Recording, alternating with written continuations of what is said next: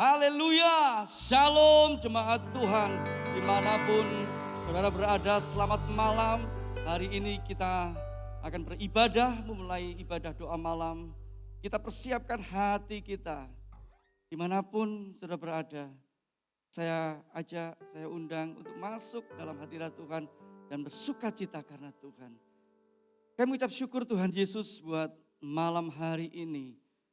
Berikan kesempatan kami untuk melayani Tuhan, memuji Tuhan, mendengarkan sabda firman-Mu. Berikan kami sesuatu yang baru malam hari ini Tuhan. Agar hati kami ada pemulihan yang luar biasa. Hidup kami dipulihkan dengan luar biasa. Terima kasih, segala puji, hormat, syukur, kemuliaan hanya bagi nama Tuhan Yesus Kristus. Umat Tuhan yang siap memuji Tuhan, bersama-sama katakan, amin. Bersorak-sorai bagi nama Tuhan. Haleluya. Segala puji syukur hormat bagi kemuliaan nama-Mu Tuhan. Yes.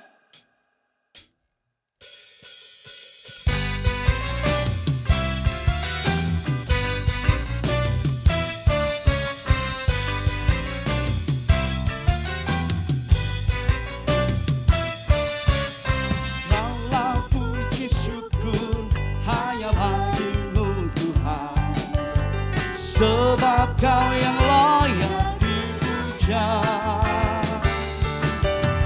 Kami mau bersorak tinggikan nama-Mu. Haleluya. Segala puji syukur hanya bagi-Mu Tuhan, sebab Kau yang layak dipuja. Kami mau bersorak tinggikan nama-Mu. Haleluya. Sorak haleluya. Soraklah haleluya. Soraklah haleluya. Haleluya.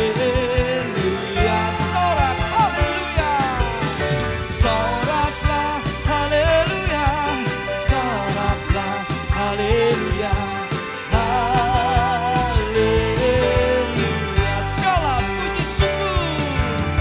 Segala puji syukur hanya bagi-Mu Tuhan, sebab Kau yang layak dipuja. Kami mau bersorak tinggikan nama-Mu. Haleluya. Sekali lagi katakan, oh. Segala puji syukur hanya bagi-Mu Tuhan, sebab Kau yang layak dipuja. Kami mau bersorak tinggikan nama-Mu. Haleluya. Sorak haleluya. Soraklah haleluya. Soraklah haleluya. Haleluya. Sorak haleluya. Soraklah haleluya. Soraklah haleluya. Haleluya. Sorak haleluya. Soraklah haleluya. Soraklah haleluya. Haleluya. Soraklah haleluya. Soraklah haleluya.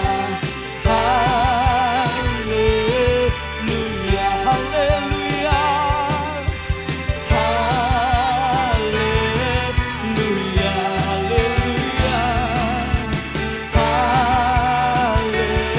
Haleluya. Oh. Sekali lagi beri sorak-sorai kemuliaan bagi nama Tuhan. Haleluya. Terpujilah nama Tuhan Bapak Ibu.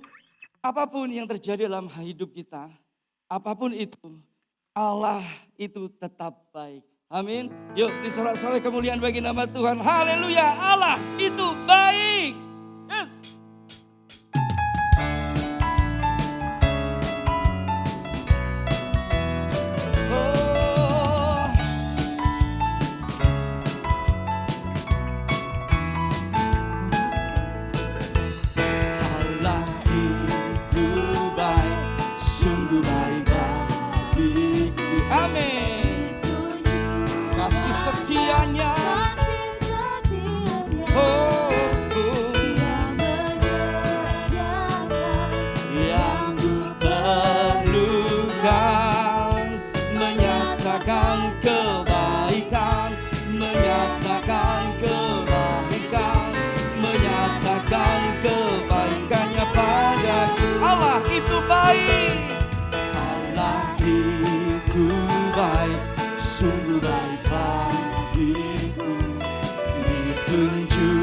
kebaikannya, kasih setianya yang menyediakan yang ku perlukan, menyatakan kebaikan, menyatakan kebaikan, menyatakan kebaikannya padaku, kasih setianya.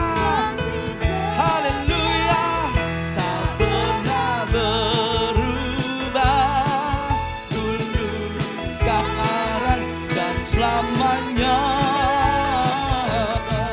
Ajaiblah kuasa dalam namanya, Yesusku luar biasa. Allah itu baik, Allah itu baik, sungguh baik bagiku, ditunjukkannya kasih setianya yang menyediakan yang ku perlukan, menyatakan kebaikan, menyatakan kebaikan, menyatakan kebaikannya padaku, kasih setianya, kasih setianya tak pernah berubah, dulu, sekarang, dan selamanya. Ajaiblah kuasa dalam nama Yesusku. Haleluya, kasih setianya, kasih setianya tak pernah berubah, dulu, sekarang, dan selamanya. Ajaiblah kuasa dalam namanya, Yesusku luar biasa, Yesusku, Yesusku luar biasa, Yesusku, Yesusku luar biasa. Beri sorak-sorai kemuliaan bagi Tuhan, haleluya.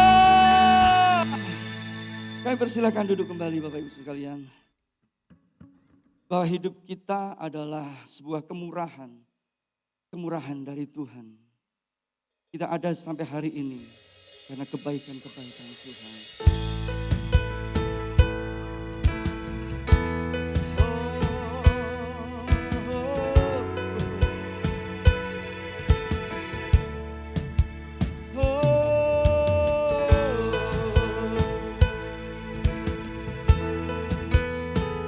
Oleh karena kemurahan-Mu,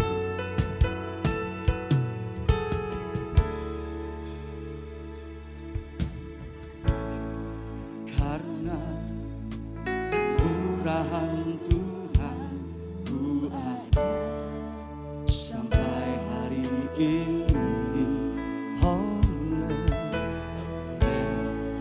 karena kebaikan Tuhan, janji-Mu terjadilah. Oleh karena kemurahan Tuhan ku ada sampai hari ini. Oleh karena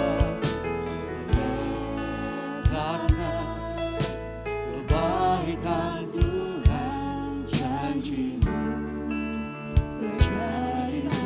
Ku sembah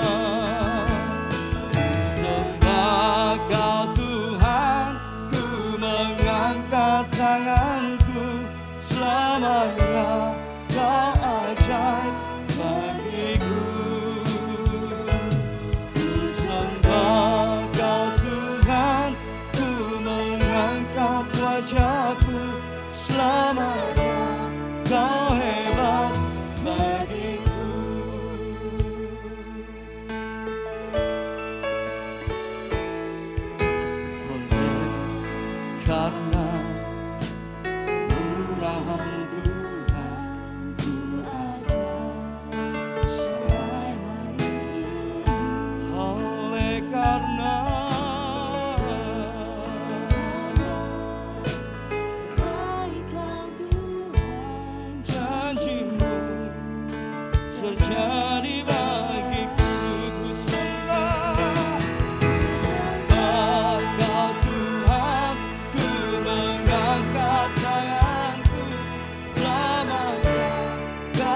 ajaib bagiku. Ku sembah Kau Tuhan, ku mengangkat wajahku, selamanya Kau hebat bagiku. Ku sembah Kau Tuhan, ku mengangkat tanganku, selamanya Kau ajaib bagiku. Ku sembah Kau Tuhan, ku mengangkat wajahku, selamanya Kau hebat bagiku. Ku sembah Kau Tuhan, ku mengangkat tanganku, selamanya Kau ajaib bagiku. Ku sembah Kau Tuhan, ku mengangkat wajahku, selamanya Kau hebat bagiku. Selamanya Kau hebat bagiku. Selamanya Kau hebat bagiku.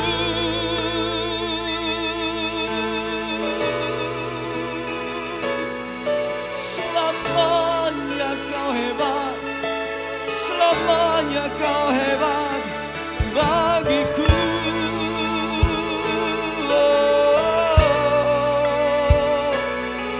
Selamanya Kau hebat, selamanya Kau hebat bagiku.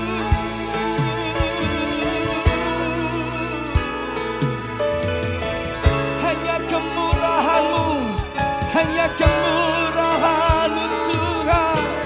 Oh, aku ada, aku hidup. Oh, semua karena kemurahan-Mu Tuhan.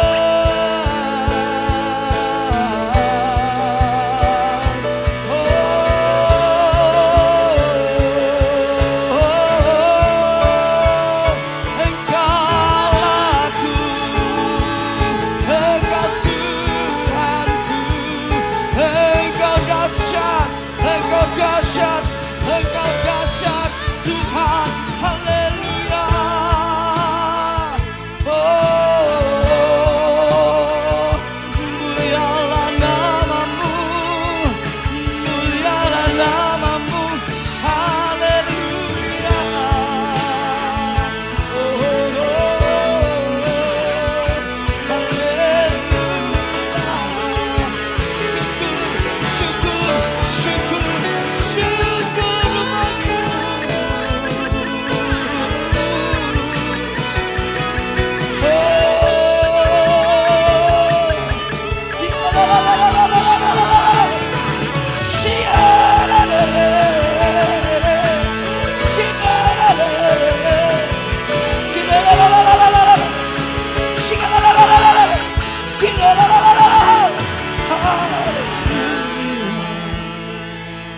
Bersyukur, bersyukur.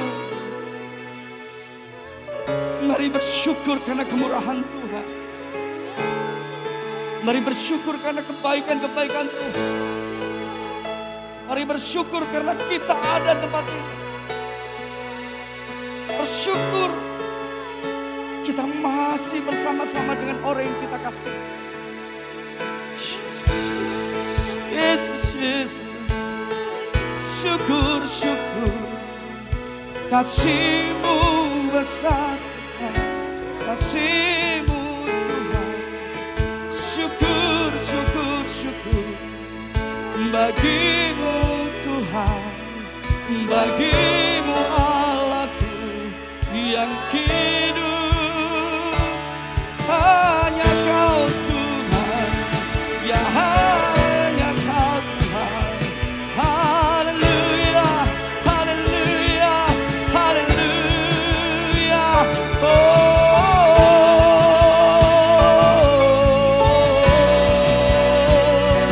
haleluya.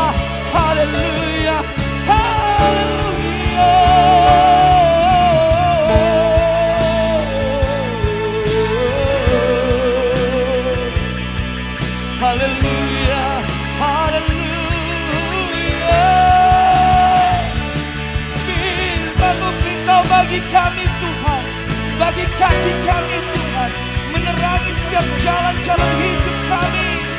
Oh, syukur, syukur, syukur, syukur. Kami naikkan syukur. Haleluya, haleluya.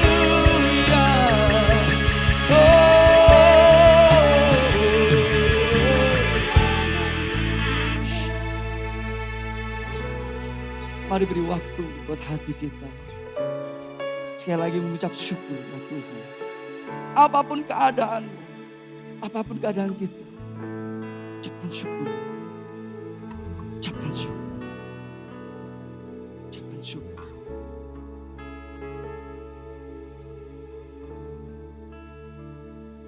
Firman-Mu itu yang menguatkan kami Tuhan. Firman-Mu yang menjadi pelita bagi kaki kami ketika kami tidak dalam rel-Mu Tuhan. Engkau yang menerangi, Firman-Mu yang menerangi hidup kami Tuhan.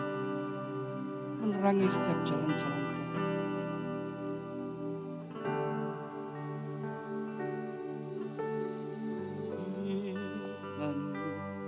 Pelita bagi kakiku, terang bagi jalanku.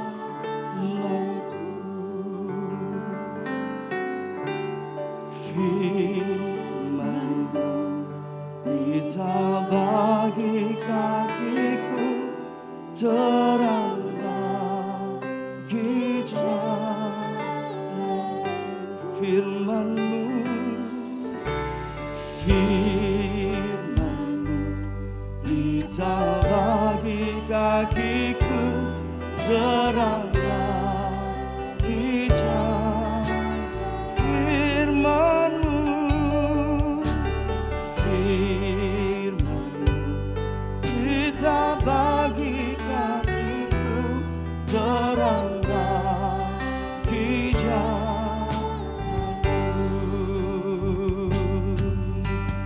Waktu ku bimbang dan hilang jalanku, tetaplah Kau di sisiku. Dan takkan ku takut, asal Kau di dekatku, besertaku selamanya.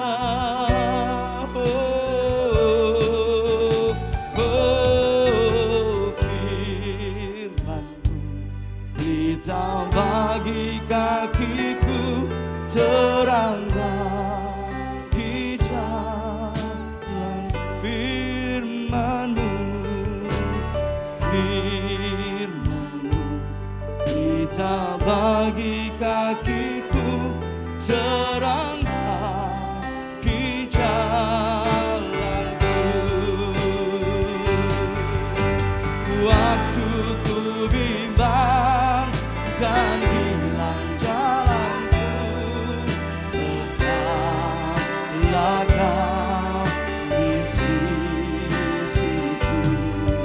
Dan takkan ku takut, asal Kau di dekatku, besertaku selamanya. Waktu ku bimbang, waktu ku bimbang dan hilang jalanku, tetaplah Kau di sisiku.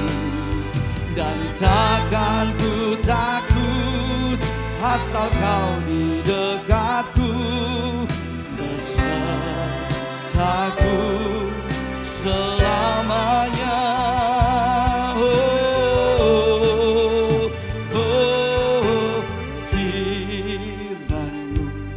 Pelita bagi kakiku, terang bagi jalan. Terang bagi jalanku, terang bagi jalan. Terang bagi jalanku, terang bagi jalan.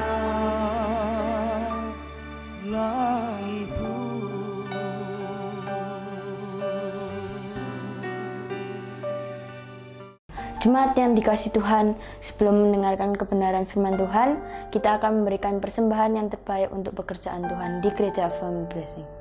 Jemaat bisa transfer ke rekening gereja yang ada di layar, atau bisa scan QR Code dengan aplikasi e-money yang ada di layar. Tapi sebelumnya, mari kita bersatu di dalam doa. Bapa di dalam sorga, sungguh kami mengucap syukur atas berkat-berkat yang telah Engkau limpahkan dalam hidup kami. Sekarang, dengan hati yang penuh ucap syukur dan penuh sukacita, kami akan memberikan persembahan yang terbaik untuk pekerjaan-Mu ini. Di tempat ini, terpujilah Engkau, di dalam nama Tuhan Yesus Kristus kami telah berdoa. Amin. Selamat memberi.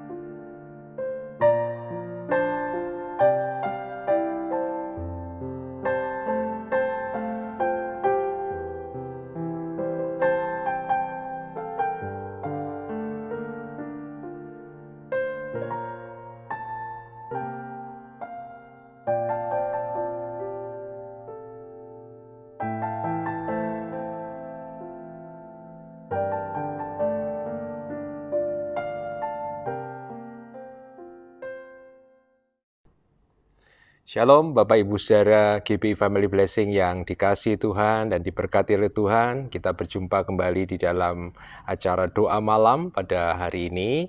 Dan saya senang sekali bisa membagikan kebenaran firman Tuhan atau renungan firman Tuhan bersama-sama dengan Bapak Ibu Saudara.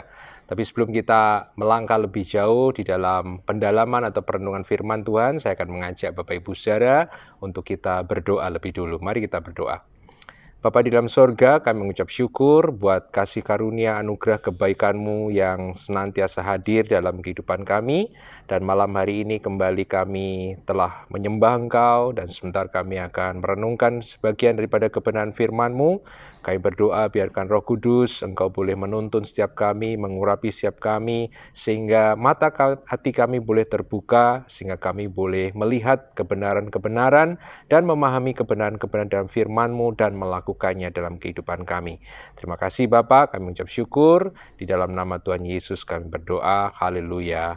Amin.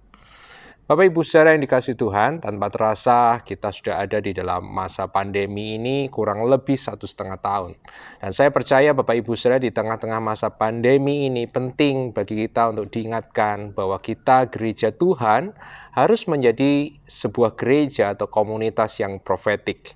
Apa yang saya maksud sebagai gereja atau komunitas profetik adalah sebuah gereja atau komunitas kumpulan orang-orang percaya yang memahami dan bisa menangkap apa yang menjadi isi hati Tuhan, apa yang menjadi kehendak Tuhan di masa-masa yang khusus ini atau kairos ini.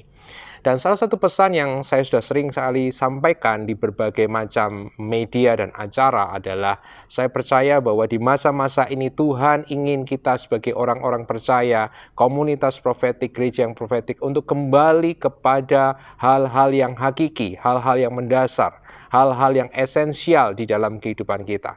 Mari kita akan membaca di dalam Ibrani 12 ayat 27 yang menjadi dasar pesan yang saya sampaikan ini. Ibrani 12 ayat 27 mengatakan demikian, ungkapan satu kali lagi menunjuk kepada perubahan pada apa yang dapat digoncangkan karena ia dijadikan supaya tinggal tetap apa yang tidak tergoncangkan. Itu yang menjadi dasar ayatnya. Saya percaya bahwa goncangan-goncangan yang terjadi ini sebenarnya memiliki satu tujuan, yaitu supaya tinggal tetap sesuatu yang esensial, sesuatu yang mendasar, sesuatu yang tidak bisa berubah itu kita temukan. Hal-hal yang lain yang sifatnya aksesori itu boleh hilang, tetapi kita bisa menemukan hal yang esensial. Dan saya sudah sering kali membagikan tentang esensi-esensi ini, yaitu tentang esensi gereja, tentang esensi pelayanan, esensi persekutuan, esensi penyembahan, dan ada banyak lagi. Dan dalam kesempatan pada malam hari ini, dalam doa malam bersama ini, saya akan mengajak Bapak Ibu Saudara untuk melihat kali ini sebuah esensi yang saya nemukan sebagai esensi daripada kehidupan rohani atau the essential of Christian living. Apa yang menjadi hakikat atau substansi daripada kehidupan rohani atau kehidupan orang percaya. Nah, kali ini saya akan mengajak Bapak Ibu Saudara untuk melihat lebih dulu satu ayat yang saya percaya tidak asing lagi buat kita, yaitu di dalam Matius 22 ayat 34 sampai ayatnya yang ke-39. Di dalam Matius 22 ayat 34 sampai 39, saya akan membacakan dari versi Indonesia Terjemahan Baru, dikatakan demikian. Ketika orang-orang Farisi mendengar bahwa Yesus telah membuat orang-orang Saduki itu bungkam, berkumpullah mereka, dan seorang dari mereka, seorang ahli Taurat, bertanya untuk mencoba Yesus. Guru, hukum manakah yang terutama di dalam hukum Taurat? Jawab Yesus kepadanya, kasihilah Tuhan Allahmu dengan segenap hatimu dan dengan segenap jiwamu dan dengan segenap akal budimu, itulah hukum yang terutama dan yang pertama. Dan hukum yang kedua yang sama dengan itu ialah kasihilah sesamamu manusia seperti dirimu sendiri. Di dalam perikop ini kita menemukan ada seorang ahli Taurat yang bertanya kepada Yesus, mencoba Yesus. Dan pertanyaannya dia adalah sebenarnya dari seluruh hukum Taurat ini mana hukum yang mendasar, hukum yang hakiki, hukum yang menjadi dasar daripada hukum-hukum atau peraturan-peraturan lain di dalam kitab Taurat. Dan Tuhan Yesus tadi menunjukkan ada dua perintah yang sebenarnya diambil dari dua bagian dari Perjanjian Lama, dan Tuhan Yesus menggabungkan menjadi satu. Dan kalau kita baca bersama-sama, maka dua kalimat atau dua ayat atau dua hukum ini bisa diringkaskan menjadi satu, yaitu tentang kasih. Nah, tapi Bapak Ibu Saudara, yang menjadi pertanyaan ketika kita sampai dalam bagian ini adalah apa yang sebenarnya dimaksud dengan kasih? Apa yang dimaksud dengan mengasihi Tuhan? Apa yang dimaksud dengan mengasihi sesama? Yang sangat menarik, mungkin tidak banyak di antara kita yang melihat adanya koneksi hubungan antara Matius 22 dan Matius 23. Satu pasal sesudah itu, Tuhan Yesus mengatakan ada satu pengajaran yang lain. Dalam Matius 23 ayat 23, saya akan mengajak Bapak Ibu Saudara untuk melihat bagian ini. Matius 23 ayat 23 dikatakan demikian. Tuhan Yesus mengatakan demikian. Celakalah kamu, hai ahli-ahli Taurat dan orang-orang Farisi, hai kamu orang-orang munafik, sebab persepuluhan dari selasih, adas manis, dan jintan kamu bayar, tetapi yang terpenting, perhatikan nih, yang terpenting dalam hukum Taurat kamu abaikan, yaitu keadilan dan belas kasihan dan kesetiaan, yang satu harus dilakukan dan yang lain jangan diabaikan. Coba perhatikan ada korelasi, ada koneksi menurut saya antara Matius 22 dan Matius 23. Matius 22 Tuhan Yesus ditanya tentang hukum yang terutama. Dalam Matius 23 Tuhan Yesus mengatakan hal yang terpenting, yang terutama dalam hukum Taurat, yang terpenting dalam hukum Taurat. Jadi berarti dalam Matius 22 dan Matius 23 sebenarnya Tuhan Yesus mengatakan hal yang sama. Dalam Matius 22 Tuhan Yesus mengatakan tentang kasih sebagai hukum yang terutama. Dalam Matius 23 Tuhan Yesus menyebutkan ada 3 unsur yang menjadi bagian yang terpenting dari hukum Taurat. Oleh karena itu saya mengambil kesimpulan berarti kasih di dalam bentuknya yang paling praktis atau kasih dalam ekspresinya ditemukan dalam Matius 23. 3 unsur atau 3 pilar yang saya katakan sebagai 3 hal yang esensial atau substansial di dalam kehidupan orang percaya. Yaitu apa? Tuhan Yesus tadi mengatakan 3, yaitu keadilan, belas kasihan, dan kesetiaan. Saya akan ulangi lagi, yang pertama adalah keadilan, yang kedua adalah belas kasihan, dan yang ketiga adalah kesetiaan. Menurut saya, sebagai orang-orang yang percaya, sebagai murid-murid Kristus, kita harus memiliki 3 hal ini, 3 unsur ini dalam kehidupan kita. Kalau kita mengklaim diri kita sebagai orang yang rohani, sebagai umat percaya. Kalau kita melakukan ada banyak hal yang sifatnya ritual, walaupun itu juga penting, tetapi kalau kita tidak memiliki 3 hal ini, maka saya meminjam perkataan Yakobus, maka sebenarnya kita sedang menipu diri kita sendiri. Kita menyangka bahwa diri kita adalah orang yang rohani, orang yang spiritual, orang yang menjalankan ibadah, tapi pada hakikatnya tidak demikian. Oleh karena itu penting bagi kita untuk memahami apa sebenarnya 3 hal yang diajarkan Tuhan Yesus kepada kita, yaitu keadilan, belas kasihan, dan kesetiaan. Pada kesempatan kali ini saya akan mengajak Bapak Ibu Saudara untuk melihat 3 bagian ini secara sederhana, secara tidak terlalu mungkin menggali keseruan, tapi saya harapkan dari perenungan firman Tuhan ini kita bisa memahami tentang 3 hal ini yang Tuhan minta dalam kehidupan kita. Mari kita mulai dari yang pertama, yaitu Tuhan Yesus menyebutnya sebagai keadilan dalam Indonesia Terjemahan Baru. Apa yang dimaksud dengan keadilan di sini? Kalau kita lihat di dalam bahasa Yunani yang dipakai, yaitu kata krisis, ataupun dalam bahasa Ibrani yang dipakai, yaitu mispat, sebenarnya memiliki kata yang sama, yaitu kata penghakiman atau mengadili atau menghakimi. Oleh karena itu beberapa terjemahan Alkitab menyebutnya sebagai judgment. Kenapa? Sebab kata krisis ataupun kata mispat memang kata yang dipakai dalam sebuah pengadilan pada saat itu. Kata mispat atau kata krisis menunjukkan seorang hakim yang biasanya memeriksa sebuah case, sebuah kasus, dan kemudian dia membedakan, dia menentukan mana yang benar dan mana yang salah, dan kemudian dia memberikan sebuah respon atau bagian atau hak kepada orang tersebut sesuai dengan posisinya. Kalau dia bersalah, berarti dia akan memberikan penghukuman. Kepada yang benar, dia akan memberikan hak restorasi atau pemulihan itu. Kata mispat ini menarik buat kita semua kalau kita mempelajari. Sebab kalau kita membaca di dalam Alkitab Perjanjian Lama, maka kita mendapatkan kurang lebih ada 200 kali lebih kata mispat dalam berbagai bentuk itu muncul. Berarti kata ini merupakan satu kata yang mendominasi di dalam Perjanjian Lama. Nah, kata mispat ini secara mendasar memang bisa berarti adalah memperlakukan sesama itu secara setara. Memperlakukan sesama itu dengan tidak membeda-bedakan dalam konteks penghukuman.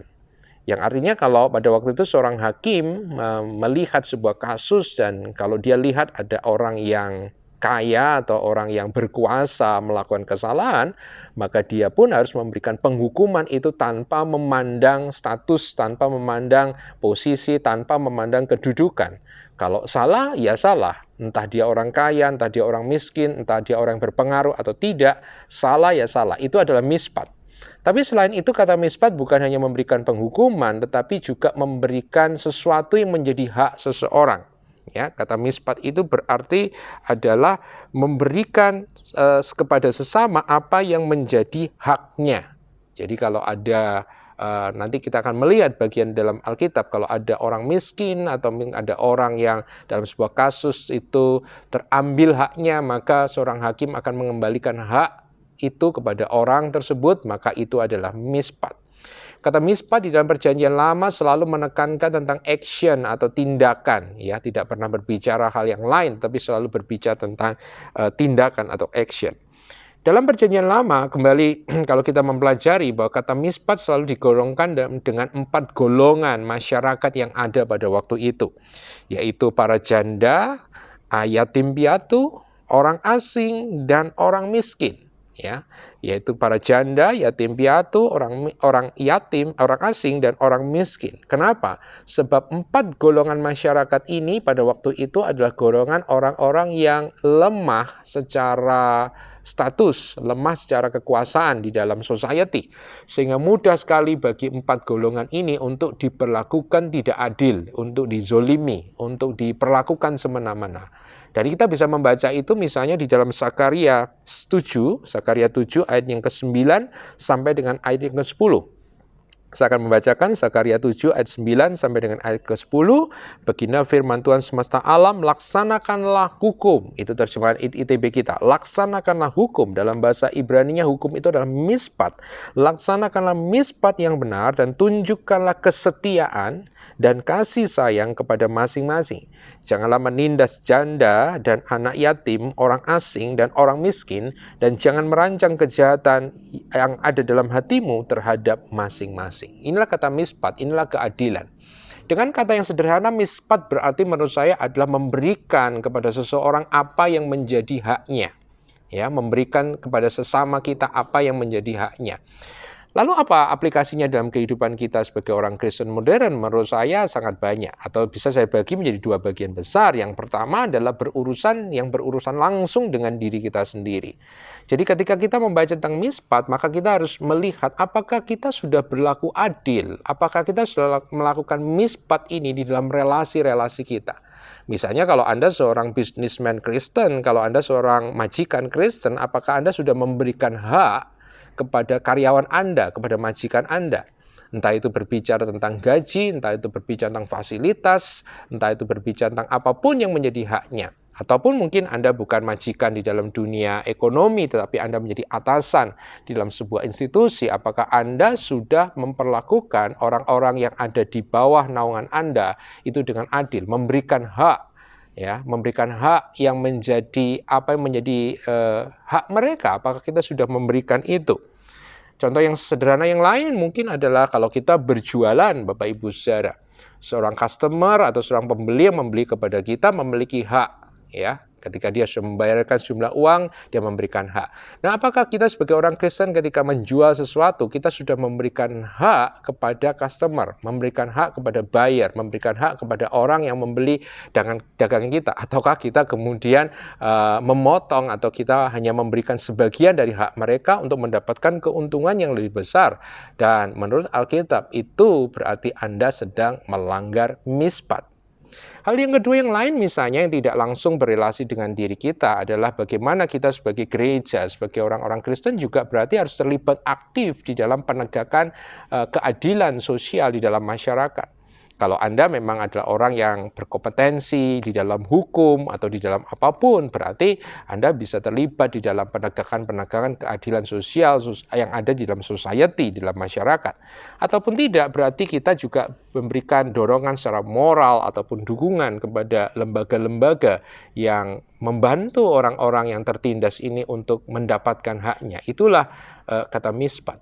Artinya yang saya dapatkan di sini bahwa gereja atau orang Kristen bukan hanya berurusan dengan hanya masalah ibadah, dengan perayaan, dengan celebration, dengan apa yang ada di dalam gedung gereja, tetapi sebagai orang Kristen, sebagai gereja kita diingatkan untuk kita terlibat aktif di dalam isu-isu sosial yang ada di sekeliling kita. Kita tidak boleh menjadi orang yang pasif. Gereja harus menjadi sebuah organisasi atau komunitas organik yang aktif di dalam mendukung penegakan sosial. Itulah kata mispat.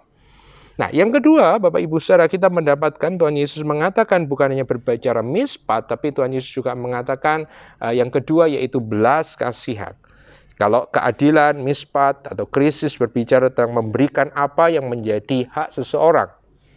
Lalu apa yang dimaksud dengan belas kasihan? Belas kasihan di sini diambil dari satu kata Yunani yaitu kata eleos yang berarti adalah kebaikan ataupun maksud baik kepada mereka yang sedang mengalami kesusahan, ketika mereka yang sedang mengalami kemalangan atau mereka yang sedang tertindas, dengan disertai sebuah itikat dengan keinginan untuk membantu mereka, itulah eleos.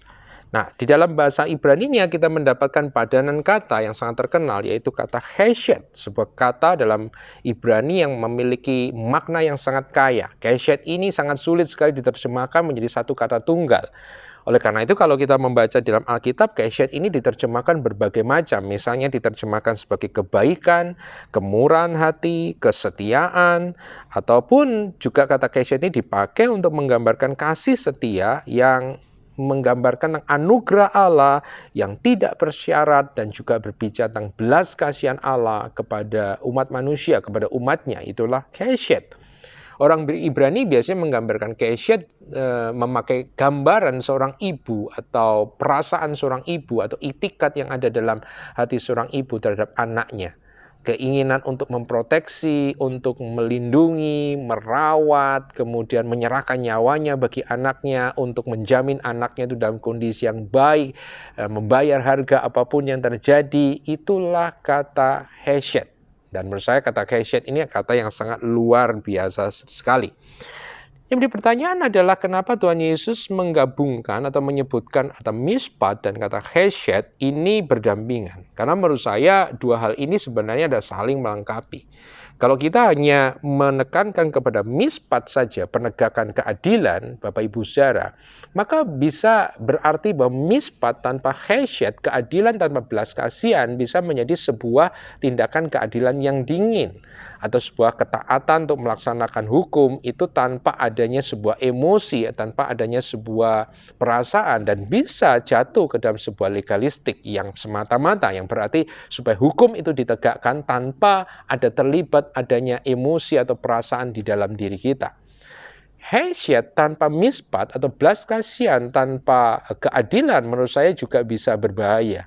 Yang bisa berarti chesed ini di-downgrade, bisa berarti belas kasihan ini kemudian dijadikan kecil atau dikecilkan menjadi sekedar perasaan emosional, perasaan sedih, perasaan yang terhanyut ketika melihat seseorang itu mengalami kesusahan.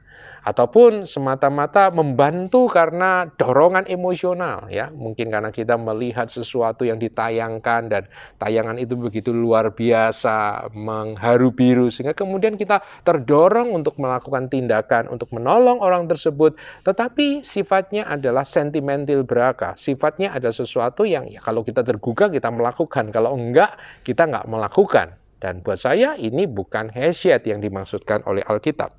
Oleh karena itu kenapa mispa dan chesed itu berdampingan, menurut saya sesuatu yang menarik sekali. Perlu kita perhatikan Bapak Ibu Saudara yang dikasihi Tuhan, misalnya bahwa kalau kita membaca di dalam Alkitab, tadi dikatakan misalnya menolong orang yang sedang susah, menolong orang yang sedang tertindas misalnya.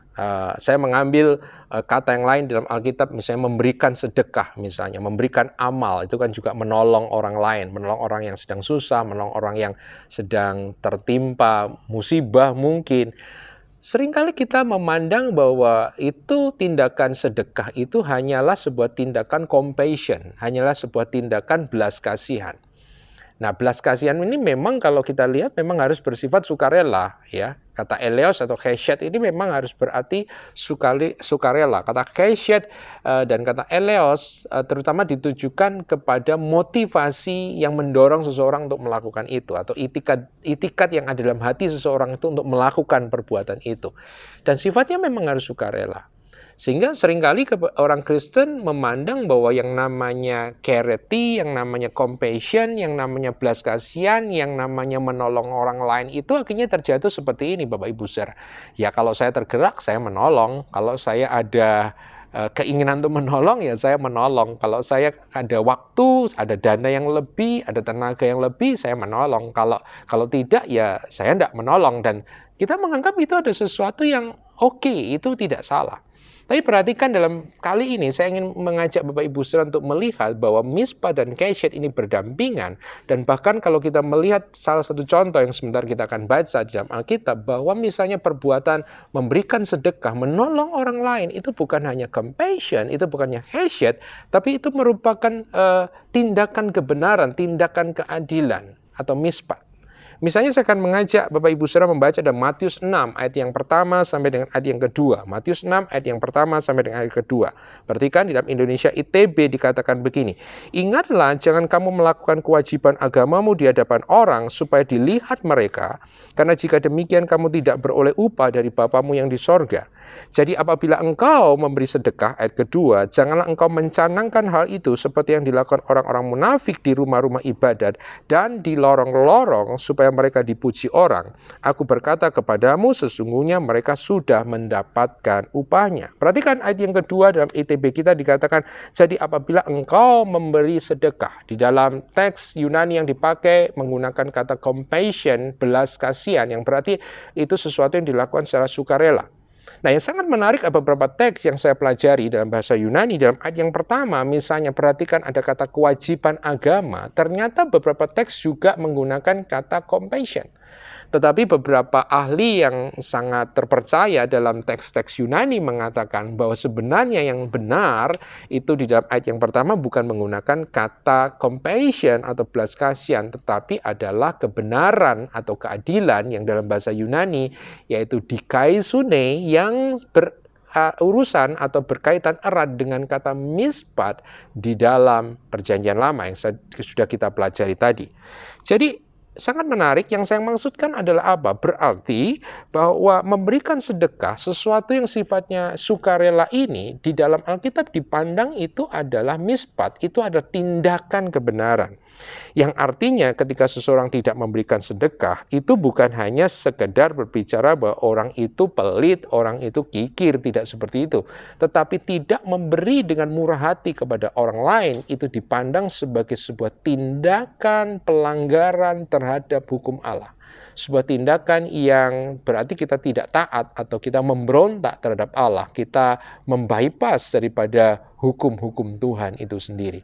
Jadi perhatikan bahwa Alkitab sangat serius sekali melihat bahwa ketika kita menolong orang lain itu bukan hanya sekedar sesuatu anugerah yang kita berikan, tetapi itu haruslah menjadi sebuah, oleh karena itu ITB mengatakan sebuah kewajiban kita di hadapan Tuhan.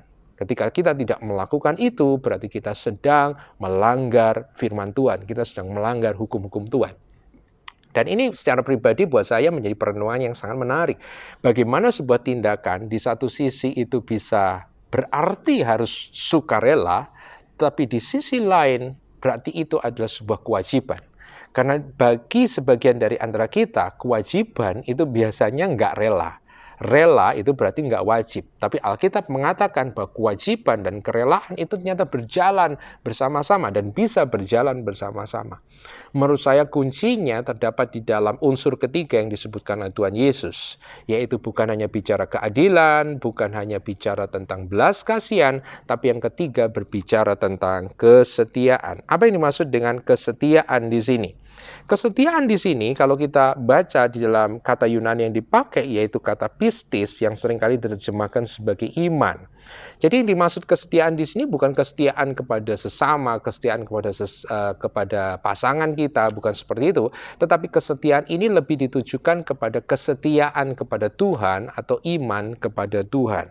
Kalau Bapak Ibu Saudara melihat paralel yang lain misalnya dalam Injil Lukas yang berbicara hal yang sama, Lukas 11 ayat 42 yang sangat menarik bahwa Lukas tidak memberikan ungkapan yang sama seperti Matius, tapi Lukas menggunakan frase kata ini yaitu tentang keadilan dan kasih Allah. Yang terutama dalam hukum Taurat adalah keadilan dan kasih Allah. Berarti kalau kita menggabungkan Matius dan Lukas kita mendapatkan bahwa kesetiaan kepada Allah, iman kepada Allah adalah berjalan di dalam kasih Allah. Berjalan di dalam kasih Allah buat saya adalah menerima kasih Allah dan kemudian juga memberikan kasih itu kepada Allah. Itu artinya berjalan di dalam kasih Allah. Dan kalau kita melihat lebih lanjut Bapak Ibu Saudara bahwa sebenarnya yang dikutip oleh Tuhan Yesus dalam Matius 23 ini terambil dari satu ayat di dalam Perjanjian Lama yaitu dalam Mika 6 ayat yang ke-8. Nah, Mika 6 ayat 8 ternyata menggunakan kata yang berbeda lagi. Jadi kalau Matius menggunakan kata kesetiaan, Lukas menggunakan kasih Allah, maka dalam Mika 6 ayat 8, Bapak Ibu Saudara boleh membaca Mika 6 ayat 8, maka di situ menggunakan kata yang berbeda atau ungkapan yang berbeda. Mika 6 ayat 8 dikatakan begini. Hai manusia, telah diberitahukan kepadamu apa yang baik, dan apakah yang dituntut Tuhan daripadamu selain berlaku adil, sama, mencintai kesetiaan, dan hidup dengan rendah hati di hadapan Allahmu. Mika menggunakan ungkapan yang sangat berbeda. Hidup dengan rendah hati di hadapan Allahmu. Saya akan menggunakan terjemahan yang lain. Kalau LAI ITB menggunakan kata hidup dengan rendah hati di hadapan Allahmu. Beberapa teks mengatakan begini. Berjalan dengan rendah hati bersama dengan Allahmu. Berjalan dengan rendah hati bersama dengan Allahmu. Wow, buat saya ini sesuatu yang sangat-sangat menarik sekali. Tidak dikatakan berjalan di hadapan Allah, tapi berjalan bersama-sama dengan Allah. Yang artinya kalau kita menggabungkan antara Matius, Lukas dengan Mika, kita mendapatkan bahwa kesetiaan kepada Allah atau kasih kepada Allah dan menerima kasih Allah adalah sebuah walking, sebuah perjalanan, sebuah proses yang dinamis, yang tidak statis, sebuah proses yang aktif, sesuatu yang tidak berhenti di satu titik saja, tapi terus dan terus dan terus terjadi di dalam kehidupan kita. Yang kedua, seperti saya katakan tadi, bahwa perjalanan ini bukan perjalanan di hadapan Allah, yang ibaratnya bahwa Allah itu seperti penonton, tapi dikatakan walk with God, berjalan bersama-sama dengan Allah.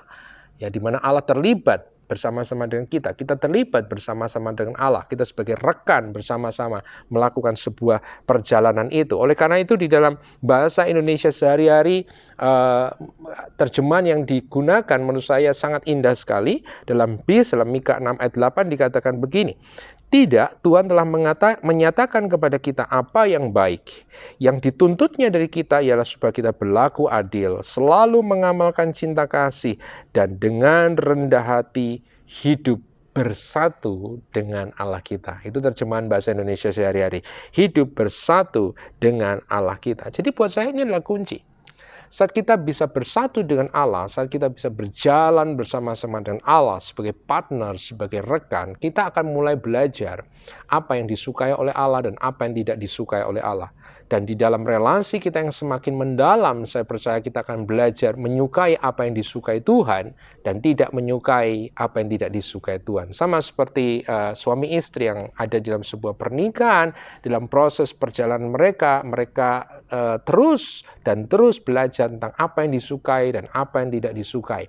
Dan buat saya ini adalah kunci. Kenapa kemudian tadi misalnya tindakan amal, misalnya tindakan menolong orang lain, bukan hanya dipandang sebagai sesuatu yang harus dilakukan, tapi sesuatu yang dilakukan dengan rela hati. Sebab kalau kita mencintai seseorang, kita akan mencintai apa yang dia cintai dan membenci apa yang dia benci. Dan ketika kita melakukan itu, maka kita akan melakukan itu dengan kerelaan, dan sekaligus itu ada sebuah kewajiban.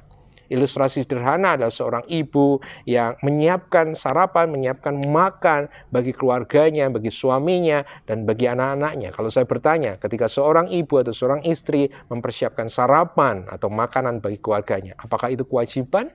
Apakah itu adalah sebuah kesukaan? Apakah itu adalah kerelaan? Dan menurut saya jawabannya ada dua-duanya. Di satu sisi, ibu itu akan mengatakan, ya itu kewajibannya sebagai ibu rumah tangga, kewajibannya sebagai istri. Tapi di sisi lain, itu juga adalah kesukaannya, dan dia melakukan itu dengan rela hati. Jadi kuncinya adalah ketika kita berjalan bersama dengan Allah, kita bisa menyatu dengan Allah, maka kita akan melakukan keadilan dan belas kasihan. Dan kalau kita gabungkan tiga hal ini, yaitu perjalanan bersama dengan Allah, keadilan, dan kesed, kasih setia, belas kasihan yang kita satukan, maka kita mendapatkan satu konsep yang sangat besar di dalam Alkitab, yaitu kata kebenaran. Kata kebenaran di dalam bahasa Yunani menggunakan kata dikaisune, di dalam terjemahan dalam perjanjian lama menggunakan kata yang lain, yaitu kata benar, kata adil, ya, yang merupakan pasangan dari mispat, yaitu kata sadeka. Ya, kata sadekah atau dalam bahasa Ibraninya orang benar dikatakan sebagai seorang yang sadik. Jadi perhatikan di sini Bapak Ibu Saudara, berarti ketika kita menggabungkan tiga hal ini, kita mendapatkan satu konsep yang menurut saya ini akan merevolusi cara kita. Bahwa orang benar bukan hanya sekedar berbicara orang yang dibenarkan oleh Allah lewat korban Kristus, itu adalah satu hal yang luar biasa. Tapi dalam perjanjian lama ataupun dalam perjanjian baru kita mendapatkan berarti orang yang benar ini adalah orang yang memiliki relasi yang benar, relasi yang tepat dengan Allah dan dengan sesama. Pendeta Tim Keller menggunakan ungkapan ini yang disebut sadik, orang yang benar, adalah berbicara tentang kehidupan sehari-hari di mana seseorang memperlakukan semua hubungan yang ada, baik itu hubungan di dalam keluarga ataupun hubungan dalam masyarakat dengan keadilan, dengan kejujuran, dengan kemurahan hati, dan dengan kesamaan. Dan itu mengembalikan kita dalam Matius 22 ayat 34-39. The right relationship with God and the right relationship with man. Mengasihi Allah dan mengasihi sesama. Buat saya poinnya adalah begini Bapak Ibu Saudara, bahwa di tengah-tengah masa pandemi ini adalah sebuah kesempatan bagi kita untuk betul-betul mengekspresikan kehidupan kita sebagai orang-orang benarnya Tuhan. Kita hidup sebagai umat yang benar di hadapan Allah. Ini waktunya buat kita untuk betul-betul mengekspresikan, berjalan bersama dengan Allah, kemudian menegakkan keadilan dan menunjukkan belas kasihan kepada orang-orang di sekitar kita. Orang benar bukan hanya berbicara status, tapi orang benar berbicara tentang kehidupan sehari-hari bersama dengan Allah dan sesamanya. Kiranya renungan firman Tuhan ini boleh memberkati kita semua. Tuhan memberkati, dan mari kita berdoa untuk renungan firman ini. Mari kita berdoa. Bapa di dalam surga, kami mengucap syukur buat renungan firman Tuhan pada malam hari. Biarkan renungan firman ini boleh menggugah setiap kami, boleh kembali menyemangati setiap kami, bahwa kami sebagai orang-orang benarnya Tuhan, sebagai sadik, bukan hanya berbicara tentang kami dibenarkan oleh darah Kristus, tapi biarlah kami boleh mengaplikasikan kebenaran ini dalam kehidupan kami sehari-hari, di dalam hubungan kami dengan Allah dan hubungan kami dengan sesama. Biarlah Engkau memberkati renungan firman Tuhan ini, dan Engkau terus memberkati juga rekan-rekan GBI Family Blessing yang ada di tempat ini. Memberkati Bapak Hani sebagai gembala dan seluruh staf pelayanan yang ada, aktivis, diakon, semuanya diberkati, sehingga bersama-sama kami terus akan diberkati dan menjadi berkat dimanapun kami berada. Terima kasih Bapak, kami mengucap syukur dan kami berikan segala kemuliaan, hormat hanya bagi Engkau. Di dalam nama Tuhan Yesus kami berdoa. Haleluya. Amin. Dan kiranya renungan firman Tuhan ini boleh menyemangati, memberkati, dan menginspirasi kita untuk menjadi komunitas yang profetik, komunitas orang-orang yang benar di akhir zaman ini. God bless you, Tuhan memberkati. Shalom, jemaat GBI Family Blessing yang dikasih Tuhan, yang disayang Tuhan, yang diberkati Tuhan. Saya percaya saudara semua diberkati dalam ibadah doa malam online ini. Kita diberkati melalui pujian, penyembahan, kita diberkati juga melalui firman Tuhan. Firman Tuhan ya dan amin. Kunci keberhasilan sudah diberikan oleh Allah untuk setiap manusia, setiap orang yang percaya Tuhan Yesus secara khususnya, yaitu melakukan firman Tuhan. Yosua pasal 1 ayat 8 itu kunci keberhasilan untuk kita, supaya hidup kita berhasil, hidup kita beruntung selalu. Maka kita harus merenungkan firman Tuhan siang dan malam, bertindak hati-hati sesuai dengan yang tertulis di dalamnya, dan dengan demikian kita hidup melakukan firman Tuhan. Kita hidup melakukan firman Tuhan. Kita hidup terus dengan setia, mengikuti Tuhan, mengiringi Tuhan, mengandalkan Tuhan, dan kita berbuah lebat dalam hidup kita. Kita hidup dalam belas kasihan Tuhan, di dalam keadilan dan kesetiaan. Itu yang dikehendaki Tuhan untuk saya dan saudara. Lakukan bagian kita, Tuhan akan melakukan bagiannya untuk memberkati kita. Berkat Tuhan tidak dipengaruhi oleh situasi kondisi, karena Dia Allah yang Maha Kuasa. Puji Tuhan. Mari kita mengakhiri doa malam ini di dalam doa. Tuhan Yesus, terpujilah namamu. Engkau Allah yang Maha Kuasa. Engkau Allah yang begitu baik, teramat baik dalam kehidupan kami. Bahwasanya kasih setia Tuhan kepada kami tetap sampai selama-lamanya. Kami ucap syukur untuk ibadah doa malam online ini. Kami sudah diberkati dalam pujian penyembahan. Kami juga sudah diberkati melalui penyampaian firman Tuhan. Dan kiranya firman-Mu sungguh-sungguh menjadikan kami hidup di dalam kekuatan. Kami melakukan firman Tuhan, hidup kami berkemenangan. Roh Kudus, Engkau yang menolong kami untuk kami hidup dalam kesetiaan, keadilan, dan hati kami penuh dengan belas kasihan. Karena Tuhan kami Yesus, Tuhan yang penuh belas kasihan. Terima kasih ya Tuhan, kami terus memancarkan kasih Tuhan. Hidup kami sungguh menjadi terang dunia, menjadi garam bagi dunia ini. Terpujilah nama Tuhan. Apapun persoalan masalah yang dihadapi oleh jemaat-Mu, Tuhan tahu persis akan pergumulan mereka. Tuhan tidak pernah membiarkan mereka dicobai melampaui kekuatan mereka, dan tersedia kekuatan dan jalan keluar bagi setiap orang yang mengandalkan Tuhan. Tolong jemaat-Mu semuanya, berkati mereka, berkati pembicara yang sudah menyampaikan firman-Mu. Kau berkati hamba-Mu ini, pelayanannya, kesehatannya, diberkati Tuhan luar biasa. Hidupnya terus memancarkan kasih Tuhan. Dan kami berdoa syafaat untuk bangsa negara kami. Berkati Indonesia, lawatan-Mu terjadi untuk Indonesia.